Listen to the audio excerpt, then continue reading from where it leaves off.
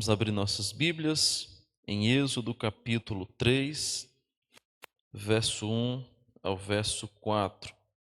Êxodo capítulo 3, verso 1 ao verso 4. Depois, o verso de número 13 nós leremos. Êxodo 3, 1 a 4, depois verso 13.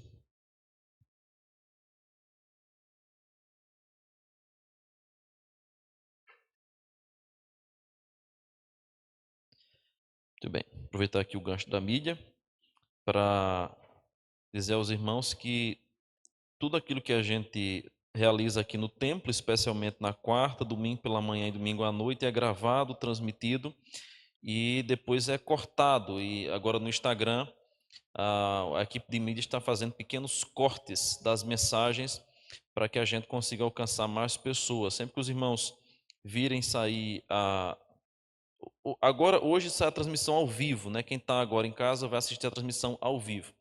Mas amanhã ou depois é feito o corte só do estudo, com a capa bem bonitinha, e é lançado lá um segundo vídeo do mesmo estudo, só que separado, sem aquela parte introdutória somente, o estudo diretamente. Então, lembrem de compartilhar com seus familiares e amigos, para que a gente alcance pelo menos mais alguns inscritos e completar 1000 inscritos em nosso canal, e para que assim a gente consiga divulgar a mais pessoas o Evangelho de Cristo. Hoje nós temos uma ferramenta poderosa que é as redes sociais. Eu fiquei feliz semana passada, os irmãos lá do sítio Marcelina, no meio da mata ali, na Lagoa de São José, não perdem uma doutrina, né? Vou até mandar um abraço se estiver assistindo aqui agora, os irmãos na Lagoa, outros na Terezinha, alguns irmãos em outras cidades acompanham também. Então, nós temos uma ferramenta extraordinária, a gente consegue ir lá nas regiões mais distantes, no meio do sítio, no meio do mato, a gente vai em outras cidades, em outros estados.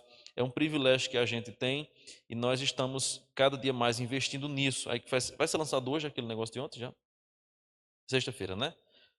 Um novo projeto que o grupo de mídia está fazendo agora, que são pequenas perguntas e respostas para o Instagram e para o YouTube também, com o propósito da gente alcançar cada vez mais pessoas. Então, divulgue e compartilhe o YouTube da igreja para que a gente possa cada vez mais alcançar outras vidas. Êxodo capítulo 3, verso de número 1 a 4, depois o verso 13, diz assim a palavra do Senhor. Apacentava Moisés o rebanho de Jetro, seu sogro, sacerdote de Midian, e levando o rebanho para o lado ocidental do deserto, chegou ao monte de Deus, a Horebe. Apareceu-lhe o anjo do Senhor numa chama de fogo no meio de uma sarça.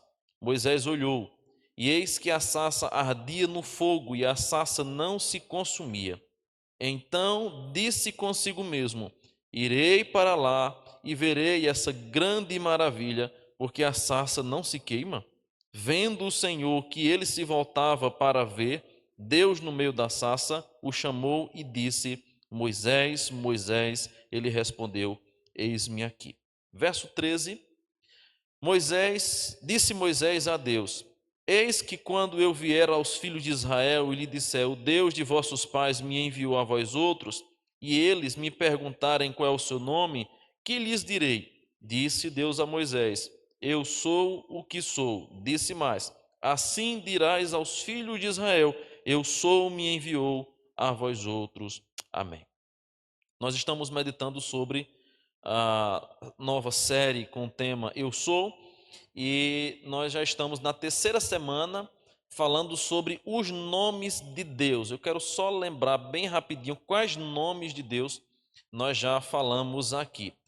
Vimos, em primeiro lugar, o nome Elohim, que é o primeiro nome que aparece em Gênesis capítulo 1. Depois, nós falamos sobre algumas derivações do nome de Deus com El. Então, nós falamos sobre El Shaddai, o Deus Todo-Poderoso. Falamos sobre El Elyon, o Deus Altíssimo.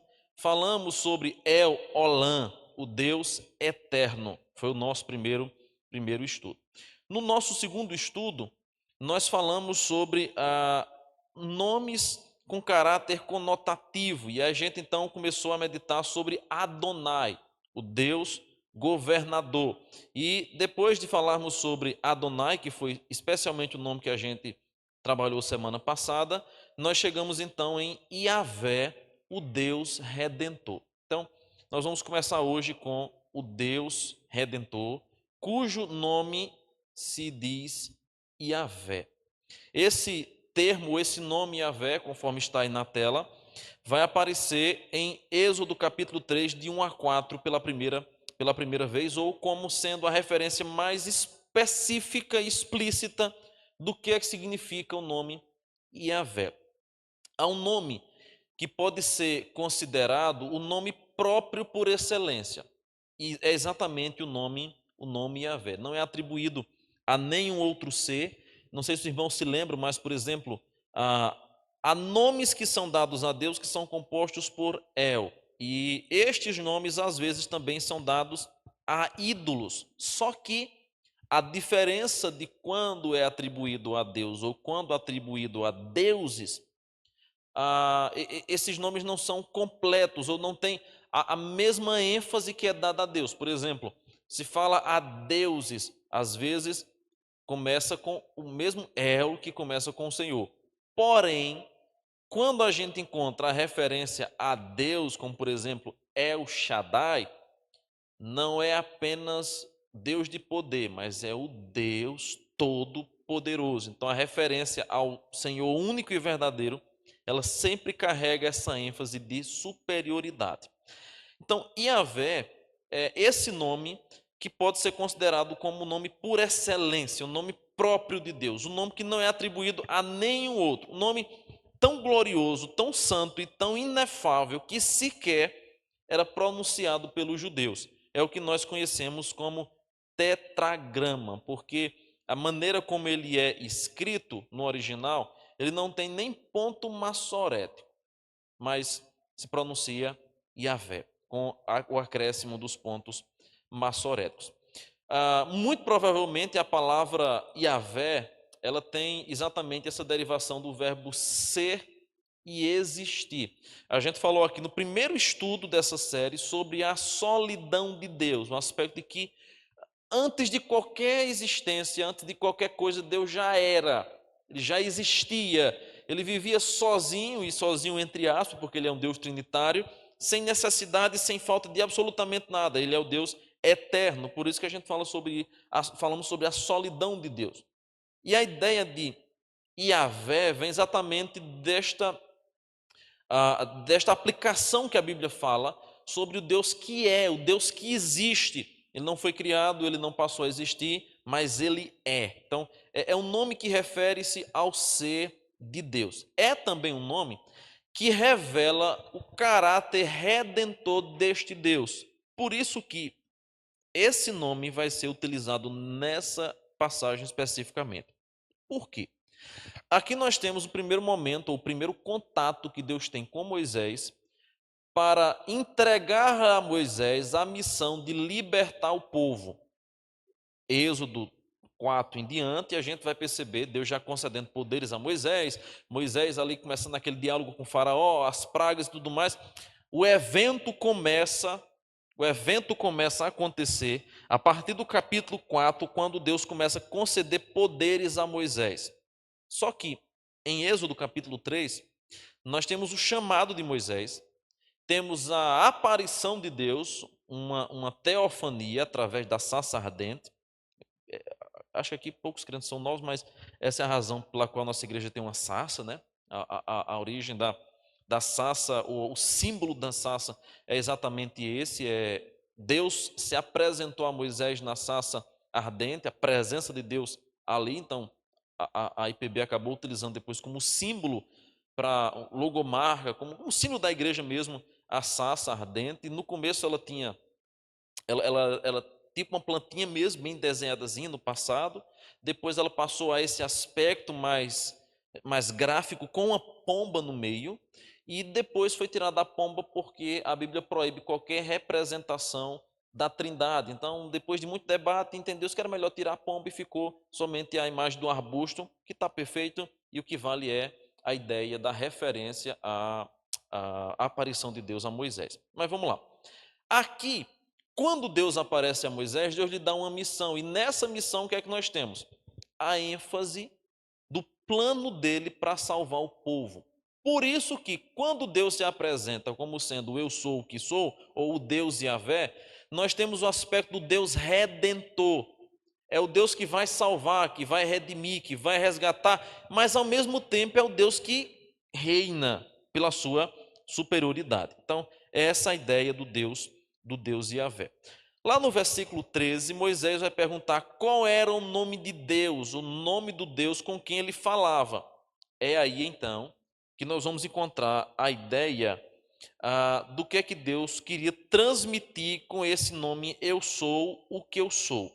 Veja, por favor, o verso 15 agora, quando Deus diz assim: Disse Deus ainda mais a Moisés: Assim dirás aos filhos de Israel: O Senhor, o Deus de vossos pais, o Deus de Abraão, o Deus de Isaque e o Deus de Jacó, me enviou a vós outros.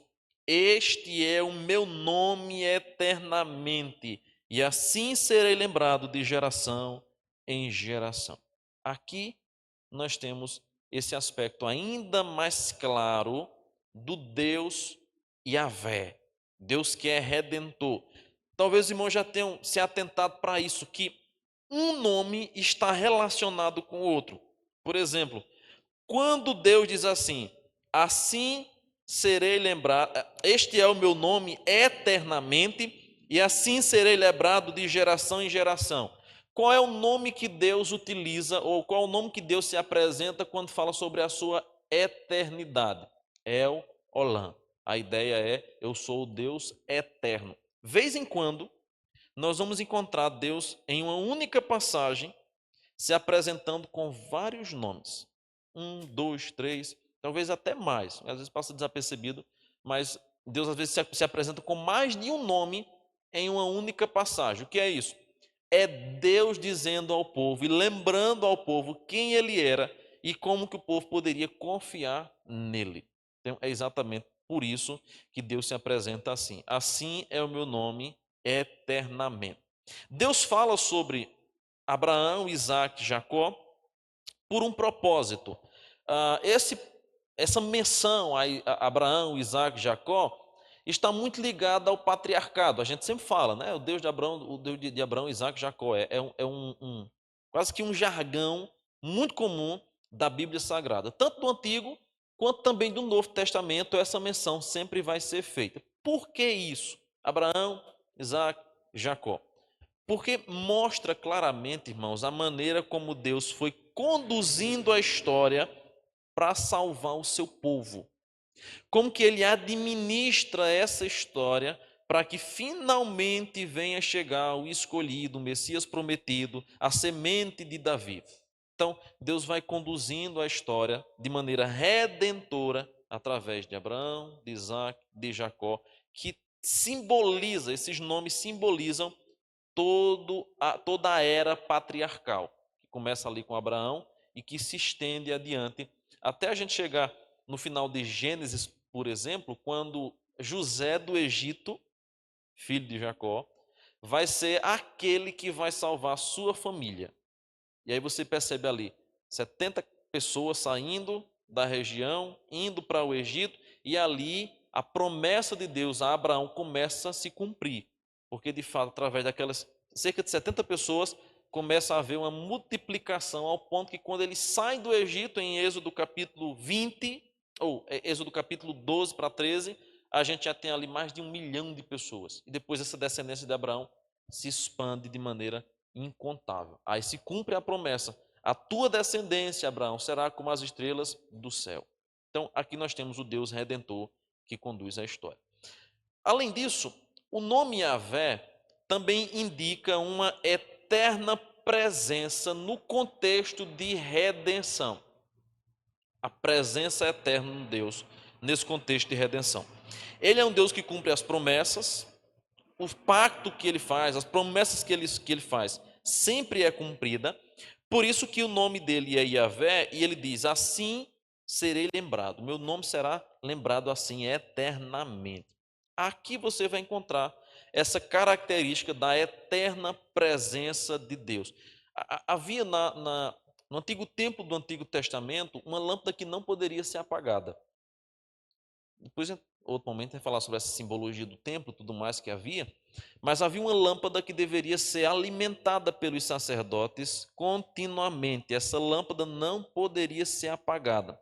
Ela indicava, era simbolicamente uma representação da presença permanente de Deus. A gente tem até aquela historinha que quando um momento os sacerdotes se desapercebem, deixam a lâmpada do templo apagar e levam um fogo estranho. Deus mata aqueles dois porque fizeram isso, porque era proibido. Essa era uma lâmpada que era acesa por Deus e permanecia ali acesa, sendo mantida, a manutenção dos olhos eram feitas pelos responsáveis, mas eles não podiam, por exemplo, trazer um fogo de uma fogueira de qualquer outro lugar para acender aquela tocha, porque ela era acesa por Deus. Então, a ideia é a eterna ou a contínua presença de Deus. A gente vai encontrar muitas coisas na Bíblia Sagrada que fazem referência ao caráter, à pessoa do nosso Deus. Então, Yahvé é uma menção do Deus redentor, do Deus da libertação, do Deus que cumpre as suas promessas. Um outro nome que a gente vai ver agora, começa agora a ser compostos por Yahvé. Nós temos Yahvé único, que é o tetragrama, Deus Redentor, só que nós vamos ter vários nomes compostos. Por exemplo, nós temos El Olam, Elohim, El Shaddai, El Elyon. A mesma coisa vai acontecer agora com Yahvé. Nós vamos ter Yahvé e outras características. O primeiro que a gente vai ver hoje, desses compostos de Yahvé, é Yahvé Jirei. Veja, por favor, Gênesis 22, 14, aonde essa menção desse nome de Deus aparece.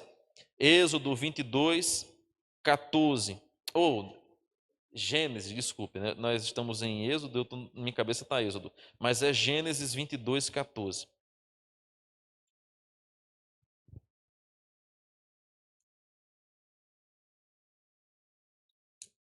Esse é um texto muito conhecido, quando Deus coloca Abraão à prova, e o versículo 14 vai dizer assim: E pôs Abraão por nome aquele lugar, cadê?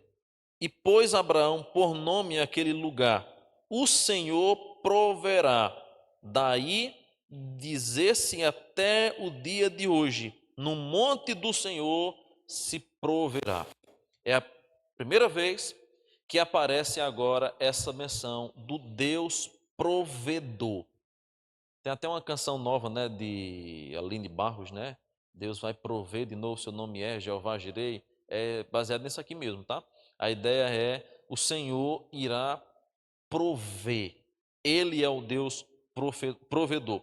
Esse nome vai enfatizar como que Deus cuidava do seu povo. Isso vai ficar assim muito, muito claro em Êxodo, na caminhada do deserto, só que não é só lá que começa isso. Desde sempre Deus foi o Deus provedor. Quer ver um exemplo disso? Você percebe até mesmo na queda do homem, Deus estava provendo ao homem aquilo que era necessário. É curioso porque entre as maldições que Deus dá ao homem, né, ele agora sentiu vergonha, teve medo, ele agora foi expulso do jardim, a terra produziu espinhos e abrolhos, o homem teria que suar para conseguir o seu pão, a mulher sentiria dores. Só que há um fato aí que mostra, dois fatos que mostram a provisão de Deus para o homem. Primeiro, Deus proveu para o homem roupas. O homem que estava nu e não tinha nenhum problema estar nu naquele contexto antes queda, agora se sente envergonhado, se cobre de folhas, mas as folhas são insuficientes para cobrir a nudez do homem, bem como também não são suficientes para agora suprir o frio ou o calor que ele viesse a sentir. Deixa eu abrir um parêntese aqui. Alguns teólogos vão até explicar a razão pela qual Noé se embriagou, baseado no fato de que antes da queda, os raios do sol não tinham o mesmo poder que eles têm hoje. E eu creio que essa possibilidade seja real, porque a Bíblia diz que toda a terra geme e aguarda, suspira a volta de Cristo. Por quê? com a queda do homem, a terra da qual o homem foi tirada também passou a sofrer. Tanto que Deus fez brotar espinhos e abrolhos da terra, e o pão que antes era conseguido, né, o alimento que era conseguido facilmente, agora seria conseguido com muito suor e muita labuta. Qual é a ideia que a gente percebe aí?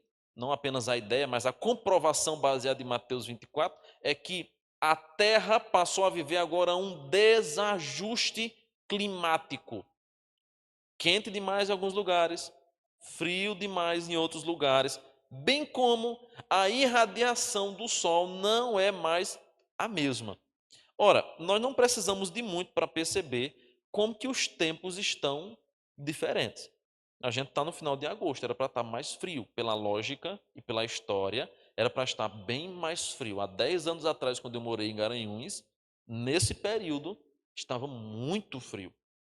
Nós íamos para a sala de aula, sentava na banca e sentava de uma banda para esquentar, depois esquentava outra, porque se sentasse de vez doía. Gelado.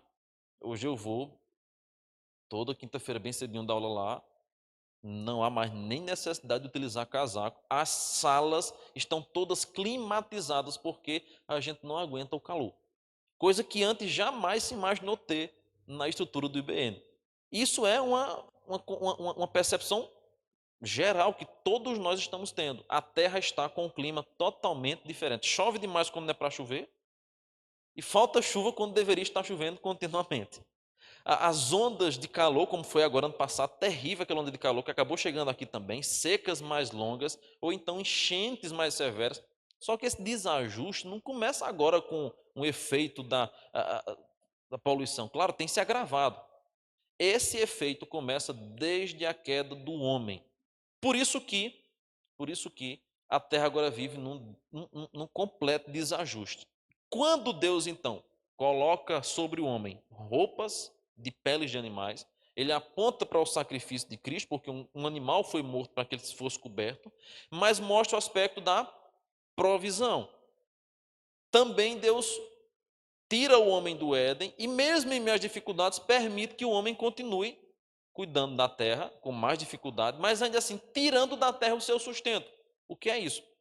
O Deus de toda misericórdia já estava mostrando claramente: o homem pecou, o homem desobedeceu a minha aliança, o homem merece a condenação eterna, merece morrer, mas eu, com graça, com misericórdia, vou enviar aquele através da mulher que vai esmagar a cabeça da serpente, e eu vou prover o necessário até que isso aconteça, porque eu sou um Deus de aliança, um Deus de promessa. Então, esse aspecto do Deus, do Yahvé, Jirei, mostra-nos claramente como que nosso Deus é um Deus de provisão. Ele sempre provê aquilo que é necessário para o seu povo. Sempre foi assim. Isso fica ainda mais evidente pós-exílio, quando Deus faz de maneira miraculosa, milagrosa, o pão cair durante 40 anos, um fato extraordinário, né? As roupas não envelhecerem nem se desgastarem, bem como as sandálias e as roupas crescerem à medida que as pessoas cresciam, provavelmente. É uma coisa assim extraordinária. Não se perdia roupa, não precisava de bazar. Diz a Bíblia que as sandálias não se desgastavam, as roupas não se rasgavam. Era como que Deus estivesse renovando sobre a pele do povo as vestimentas que eles tinham durante 40 anos. Foi assim. Então, ele de fato é o Deus, o Yahvé Jirei, o Deus todo provedor. Abraão percebe isso quando leva seu filho para sacrificar, e entre os arbustos aparece um cordeiro preso pelos chifres. Naquele momento, Deus mostra que ele é de fato provedor, e o nome que ele se apresenta é Yahvé, Yahvé Jirei, ou também, como às vezes é costume chamar, Jeová Jirei. Depois eu entro nesse aspecto, por que Jeová? Mas o termo mais propício é Yahvé Jirei. Um segundo termo que aparece aí é Yahvé Mekadisken. É difícil a pronúncia, ela nunca vai sair perfeita, e parece que tem um ponto aí no meio do I. Isso, tem um ponto aí. Mas é Yahvé Mekadisken, algo, a pronúncia mais ou menos assim. Yahvé Jirei é o Senhor provedor, Yahvé Mekadisken é o Senhor que vos santifica. Vamos agora para Êxodo 31, verso 13. Êxodo 31, verso 13.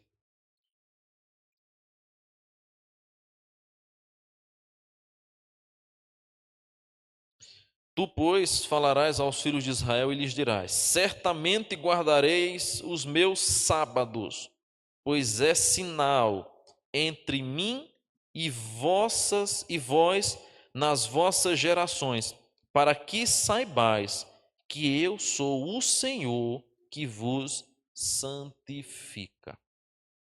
É extraordinário a maneira como Deus fala sobre a santificação, especialmente de tudo aquilo que é dele.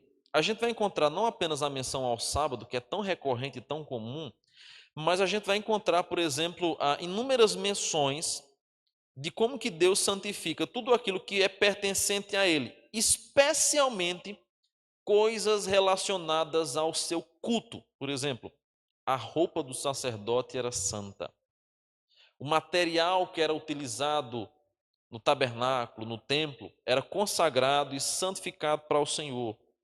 Os animais, quando eram ofertados, eles eram separados, eles eram apresentados como os santos perante o Senhor.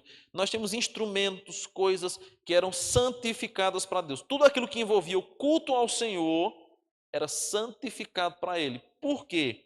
Ele é o Senhor que santifica.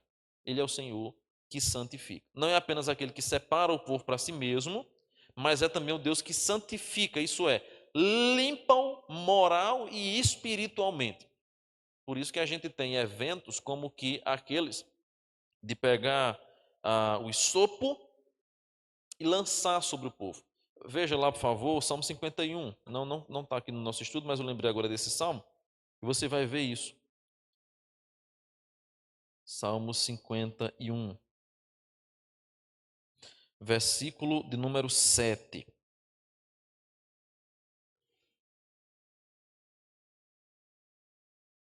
Diz assim: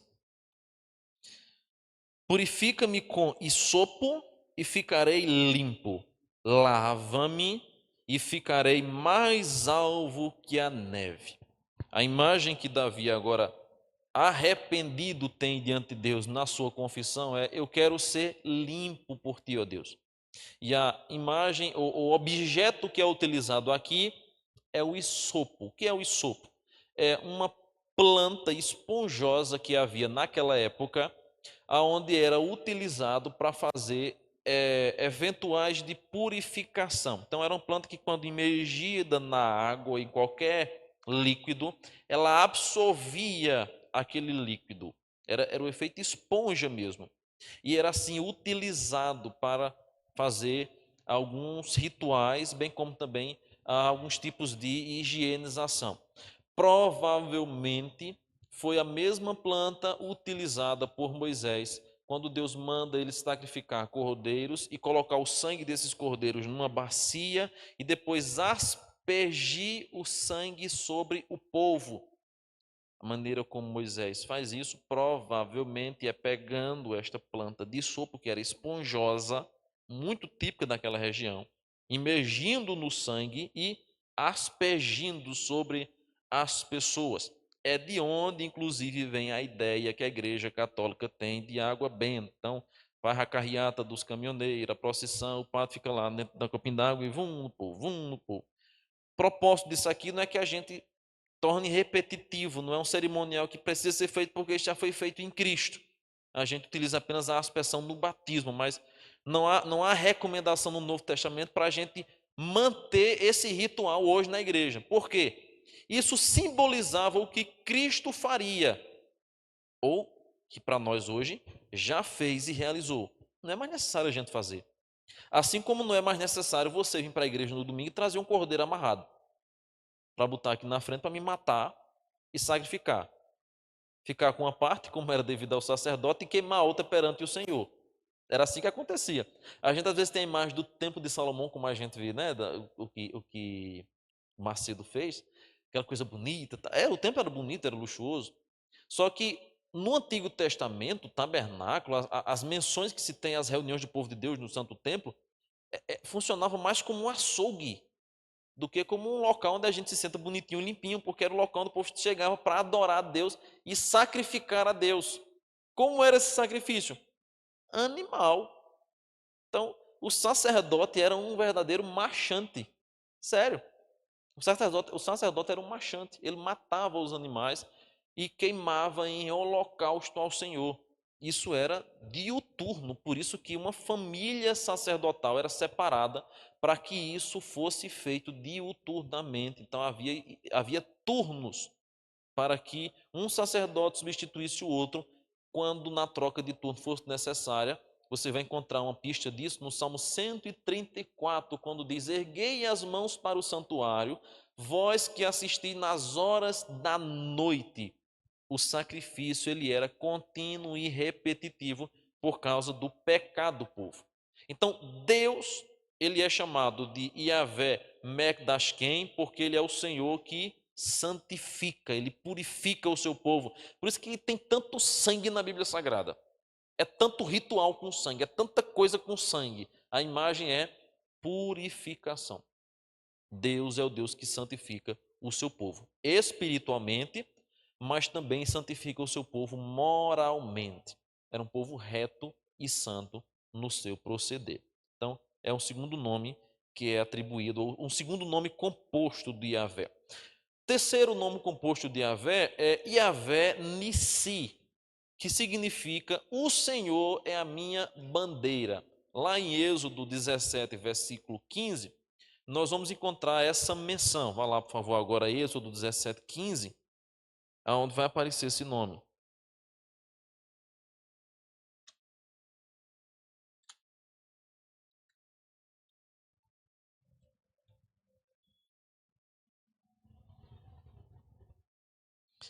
Uma curiosidade aqui, deixa eu abrir um parêntese, uma curiosidade bíblica sobre a humilhação de Cristo é que diz a Bíblia Sagrada que Jesus, ele é o Cordeiro de Deus, João Batista vai dizer, né?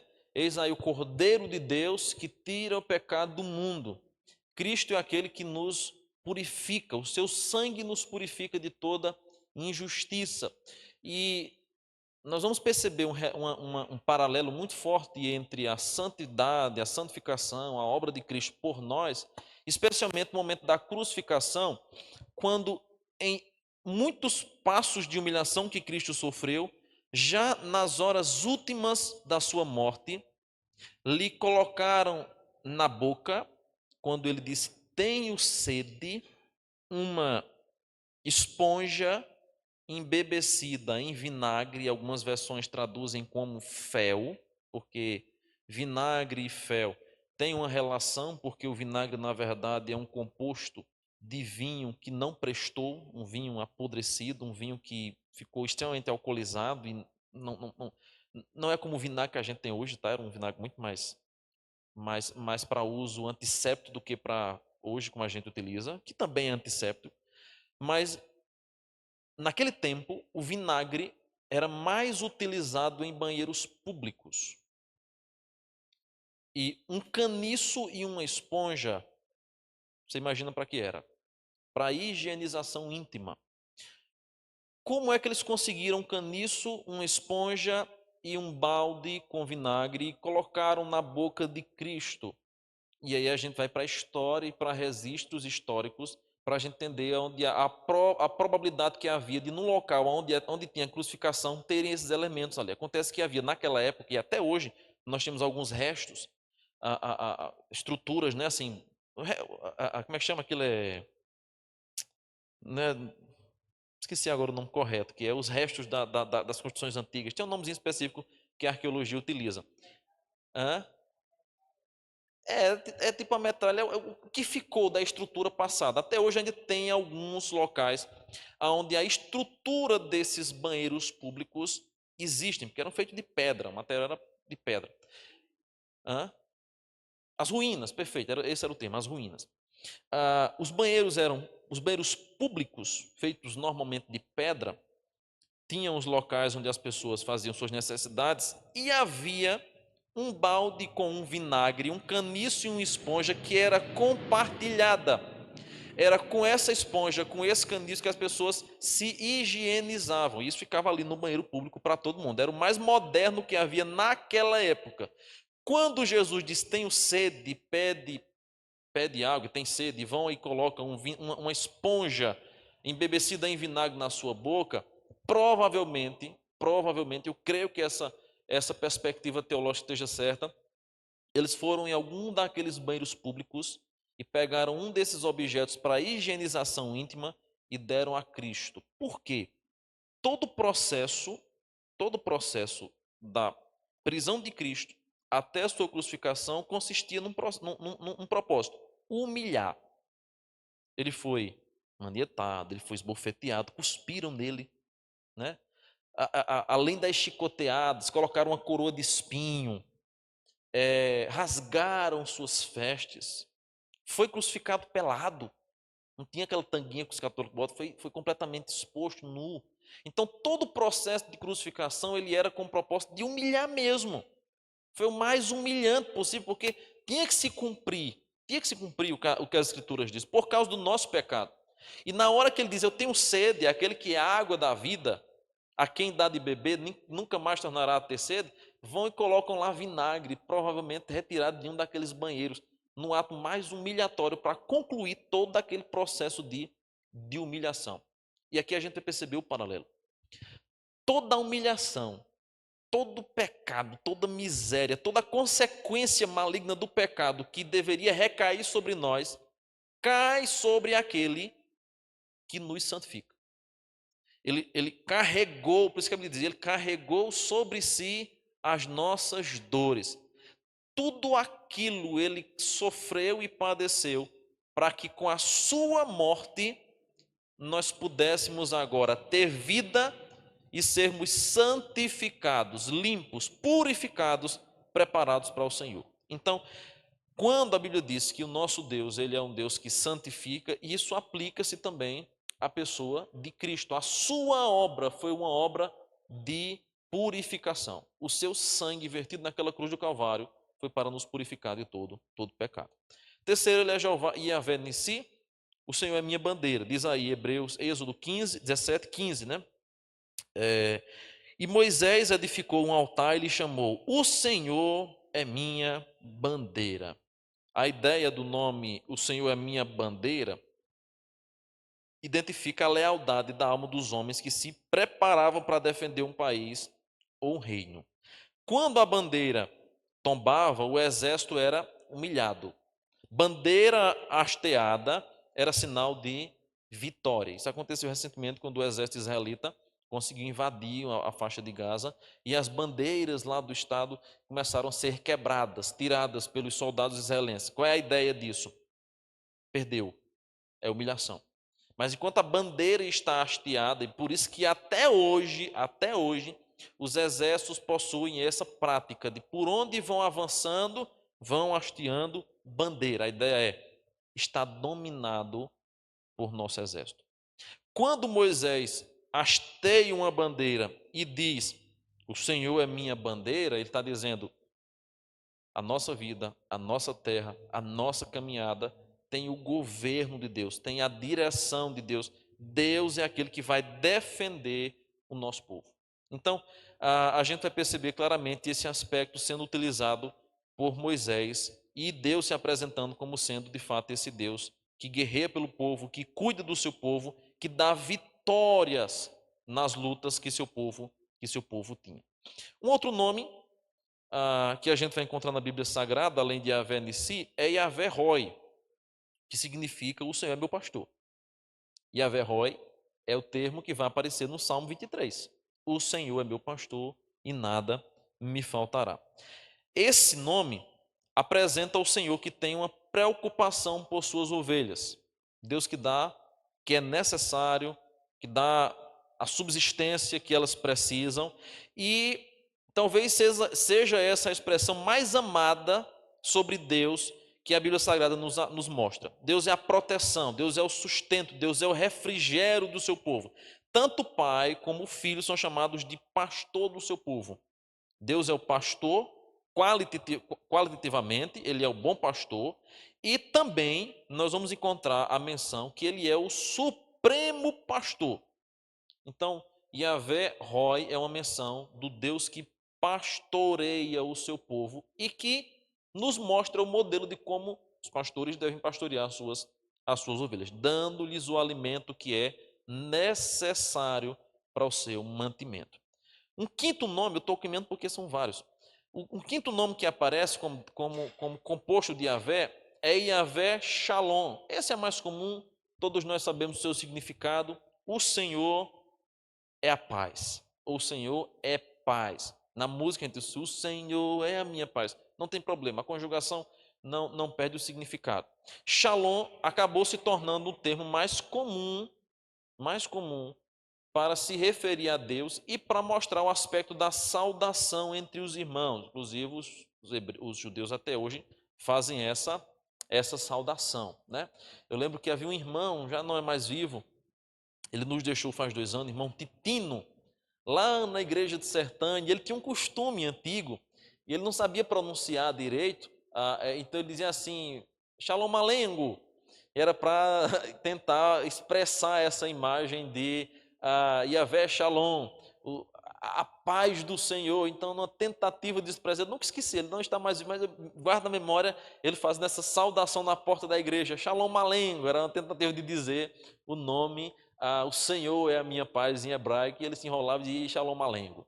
Mas o aspecto é, o Deus da paz é aquele que estabelece, inclusive, a nossa comunhão. Lá no Salmo 133, né, a gente tem essa menção, ó, como é bom e agradável viverem unidos os irmãos.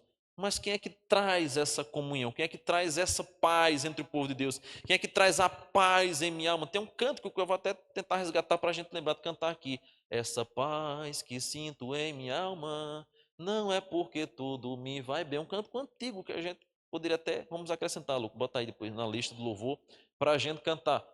Não vem das circunstâncias, essa paz não depende das pessoas, essa paz vem do meu Senhor, vem do meu Senhor. Então, Yahvé Shalom é uma menção de que o nosso Deus é o Deus de toda paz, ele é a paz de nossa alma. Por isso que, inclusive, a gente se sauda assim, tá?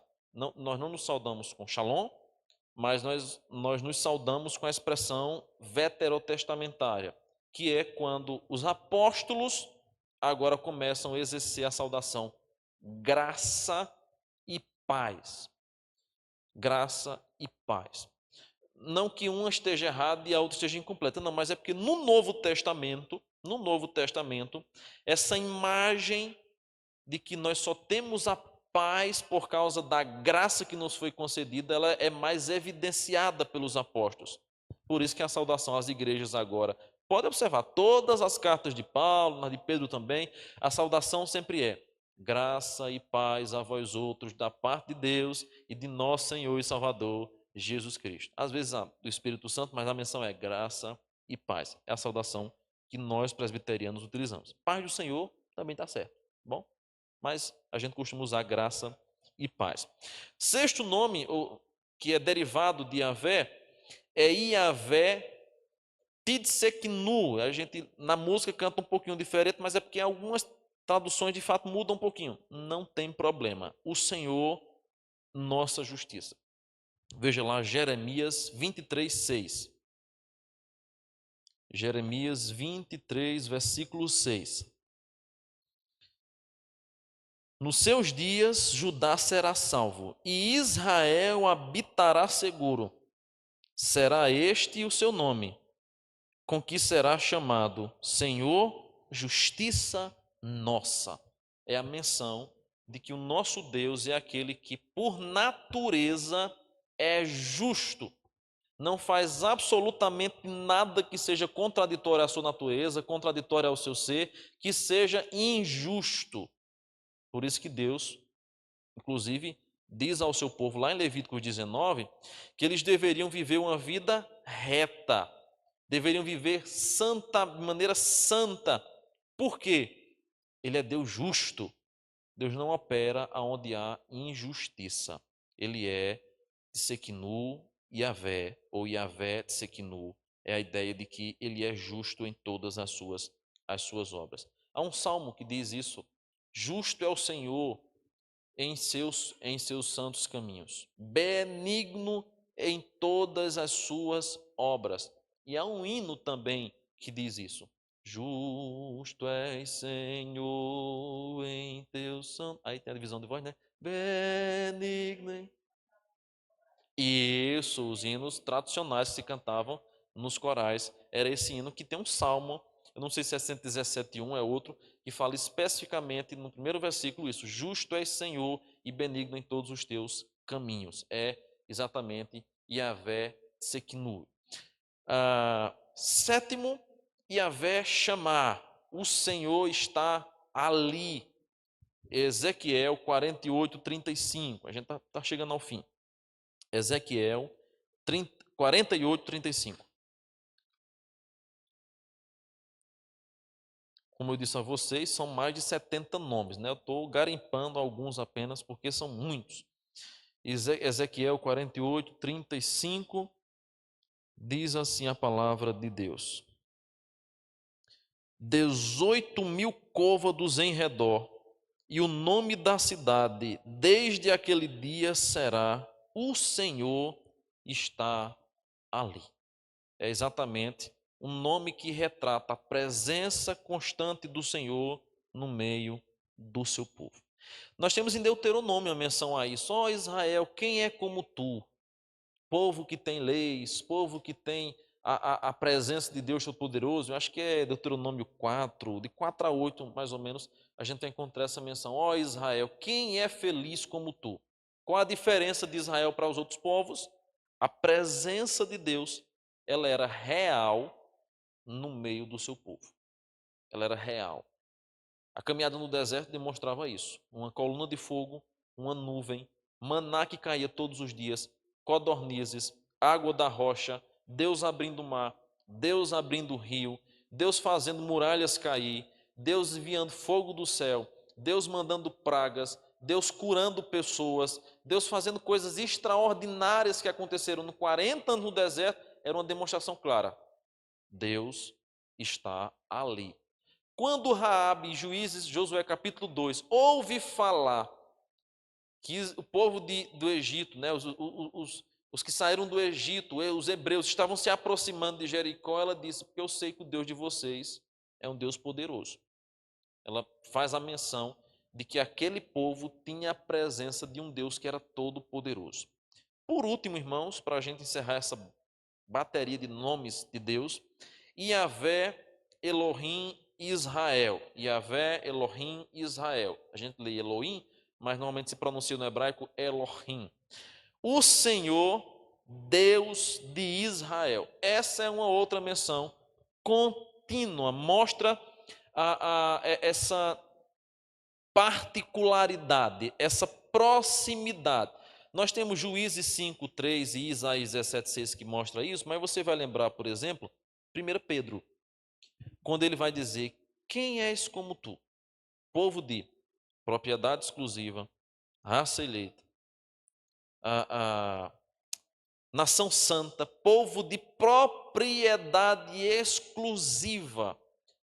Essa menção de Pedro está lá no Antigo Testamento, é retirada do Antigo Testamento, quando Deus vai dizer: vocês são meus, vocês são meu povo, vocês fazem parte da minha peculiaridade. Eu até preguei lá no acampamento isso, quando Pedro vai dizer: vocês são minha propriedade peculiar, é aquele povo que Deus tem agrado, é como que uma grande fazenda com muita terra tem uma sede, aonde o dono gosta de estar. Deus está dizendo: toda a terra é minha, mas vocês são aquele povo especial que eu me agrado estar junto de vocês. Então, Yavé, Elohim, Israel, o Senhor, Deus de Israel.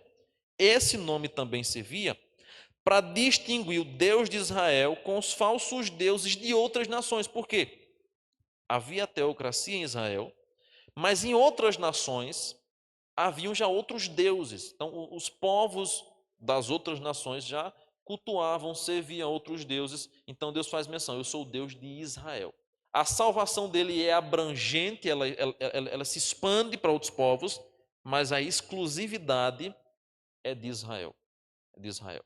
Nação santa, povo separado pelo Senhor. Israel sempre teve um olhar diferente de Deus. Deus tem um amor especial pelo povo de Israel. Claro, hoje o Israel de Deus somos nós.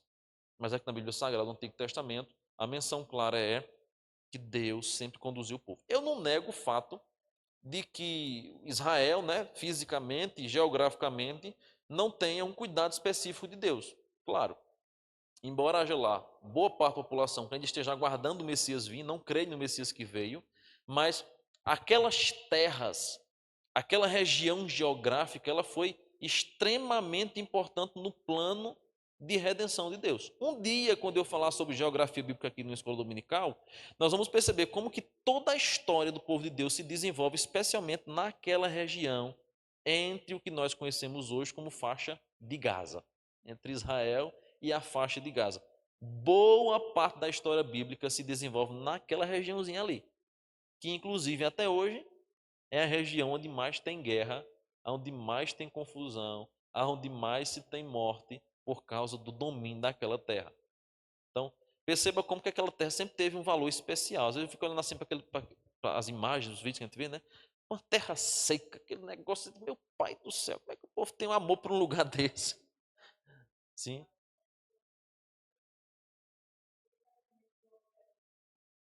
sim, aham, aham, uhum.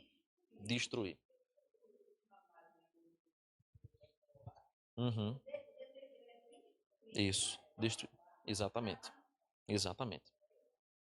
Sempre houve essa guerra contra Israel, ela é tão antiga quanto a Bíblia Sagrada é. A quantidade de dimensões que a gente tem, né? Veja, Neemias já chegou a reconstruir a cidade de Jerusalém, a Jerusalém antiga.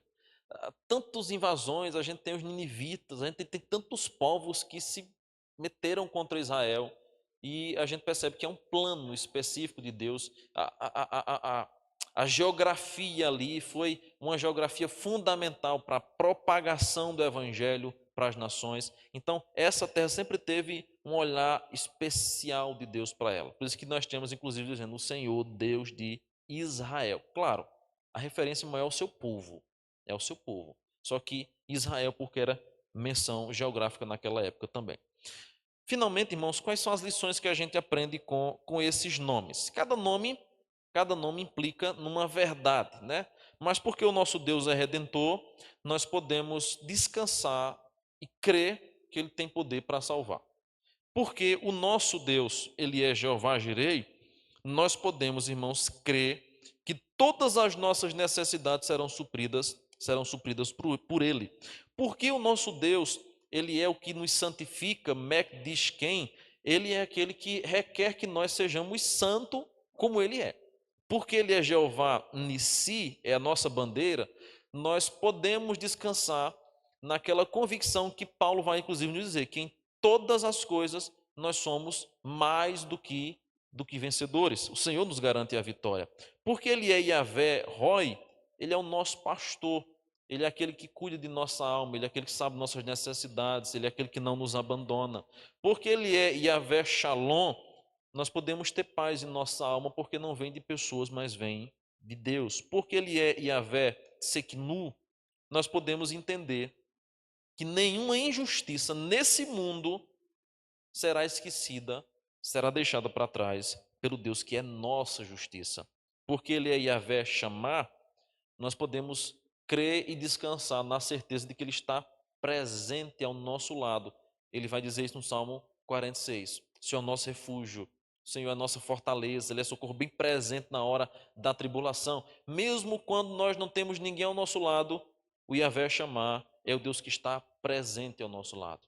Porque ele é Yahvé Elohim Israel, ele é o Deus que cuida do seu povo, cuida da sua igreja, cuida de nossa vida.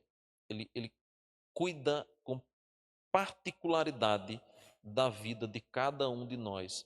Sabe o que nós precisamos, sabe do que nós necessitamos e tem um plano especial para cada um de nós. Cada nome nos mostra que nós estamos sendo objetivo do amor redentor de Yahvé. Ele é o Deus salvador, resgatador, libertador, o Deus redentor. Todos esses nomes são perfeitamente adequados, pois é isso que o santo nome sugere.